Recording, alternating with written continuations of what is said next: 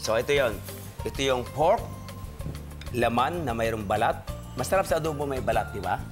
Then, of course, suka. Suka. Pamintang buo, dinidikdik natin. Pwede lagyan ng buo para maganda. Lagyan natin ng sibuyas. Yung sibuyas, tinadtad po ng pinong-pino. Laurel. Of course, lagyan natin ng salt. Bango na. Yan. Pwedeng overnight marination at pwedeng on the spot. Ilagay natin lahat. Siguro mas masarap pag overnight, no po? Mas masarap ang overnight. Okay? Then, sindihan lang natin ang apoy. Tulad yan.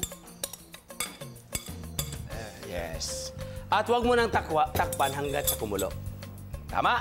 Kasi daw maasim yung suka pag tinakpan. Which is true naman. Pero hindi rin. Sa paniniwala mo yon. Dahil minsan tinakpan ko, hindi naman umasim. Dahil maasim na ang suka. Di ba? Tama ba? Tama.